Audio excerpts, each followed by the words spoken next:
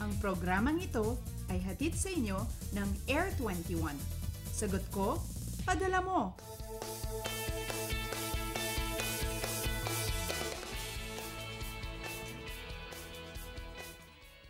Magandang umaga mga kababayan, panahon na upang tayo ay gumising upang harapin ang mga panibagong pagsubok ng araw na ito. Live po mula dito sa Pag-asa Weather and Flood Forecasting Center, ito ang Panahon TV. Laging nangunguna sa pagbibigay sa inyo ng napapanahong weather information. Maaari nyo rin po kaming mapanood via live streaming sa pamamagitan ng www.ptv.ph. Ako po ang inyong weather guide, Earl Figuracion, inyong makakasama ngayong umaga ng Agosto 17, 2014.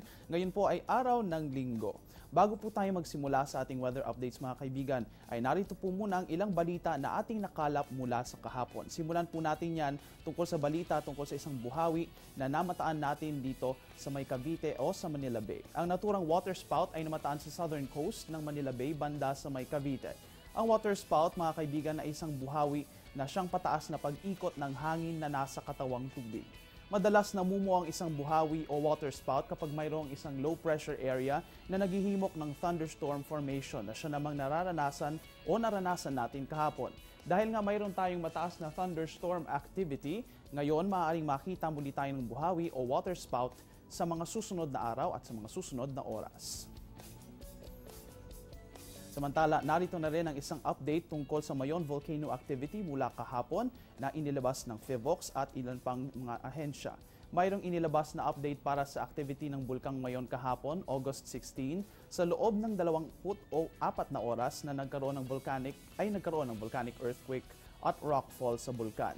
Dahil dito at sa nakitang pagkabuo ng bagong lava dome na may taas na 30 to 50 meters high ayon sa pagmamasid na ginawa sa bunganga ng Bulkang Mayon noong Agosto 12, itinaas ng PHIVOLCS mula sa level 1 pataas ng level 2 ang alert level sa Mayon. Ibig sabihin nito mga kaibigan ay maaaring pumutok ang bulkan dahil sa kasulukuyang kondisyon nito.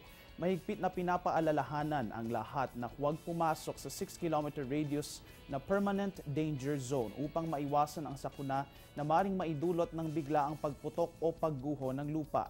Inilabas rin ng PDRRMC Albay ang mga sumusunod na paalaala ukol sa naturang warning. Unang-una, ipinagbabawal ang mountain climbing ngayon sa bulkan at ipinagbabawal din ang pagpasok ng mga ATV sa lava front. Pinapayuhan rin na ipagliban muna ang pagpitas ng mga halaman at gulay sa 6-kilometer radius na permanent danger zone. Ipinag-iibayo rin ang pag-iingat ng lahat ng gawain sa labas ng 6-kilometer PDZ at ipinagbabawal rin ng Mayon Skyline Hotel visitors sa hilaga ng Mayon Volcano, lalong-lalo na kapag gabi. Naririto rin po ang ilang anunsyo mula sa DPWH at LTFRB. Nananatiling sarado ang dalawang southbound lanes ng Magallanes Interchange dahil sa isang rehabilitation project at yan ay magtatagal hanggang ngayong araw na ito. Maaaring tahakin ng Osmeña Highway patungong Service Road kung manggagaling ng Maynila at ang Service Road ng Magallanes pa South Luzon Expressway kung galing naman ng Osmeña Highway. Kung mula naman ng Maynila patungo sa Cubao, pwedeng dumaan sa Service Road, San Gregoria Street, Victoria Street at Magallanes Avenue patungo sa EDSA. Mga kaibigan, tayo ay magbalik tanaw at silipin kung ano nga ba ang naging lagay ng panahon noong nakaraang linggo. Nitong mga nakaraang araw mga kaibigan, simula noong August 11, yan po ay Monday, hanggang August 13, araw ng Wednesday, ay umiral nga ang hanging habagat. Ngunit ito ay bahagyang humina dahil pumasok noong Wednesday at Thursday ang high pressure area na siyang naghatid sa atin ng magandang panahon dito sa Pilipinas. Ito nga po ay nagdulot rin ng monsoon break noong mga 3 araw na iyon at nagbigay sa atin ng fair weather conditions. Samantala, simula po noong August 14, yan ay Thursday, ay nagbantay po tayo sa developments ng isang low pressure area na pumasok dito sa loob ng bansa noong araw ng Friday at nagpatuloy sa pagkilos nito noong araw ng Sabado. Sa kasulukuyan po, itong low pressure area na ito ay nandito nga sa loob ng bansa at bibigyan namin kayo ng updates tungkol dyan sa weather disturbance na yan mamaya po sa pagtatapos ng aming programa. Atin na ring silipin kung ano nga ba ang ilang astronomical data mula dito sa Pag-asa. Simulan natin yan sa pagsikat ng araw. Si Haring Araw ay sisikat mamayang 5:42 at siya ay lulubog 6:18 ng gabi.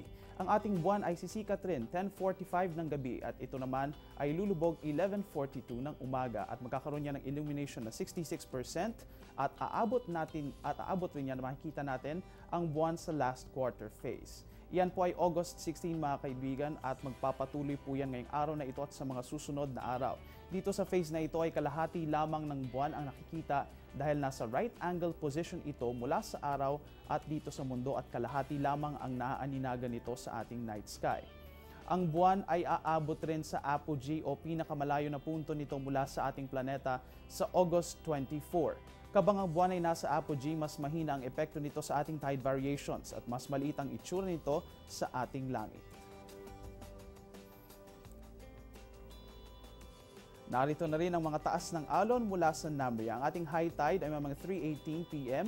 at magkakaroon ito ng taas na 0.62 meters. Habang ating low tide naman ay mamayang 9:54 ng umaga at ito ay magkakaroon ng babaw na aabot lamang ng 0.42 meters.